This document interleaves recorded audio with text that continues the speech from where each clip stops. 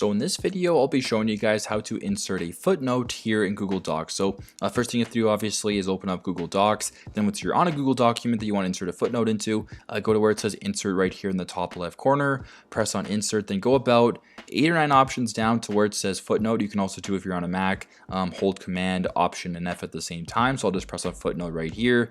Then once you're on this screen, scroll a little bit down.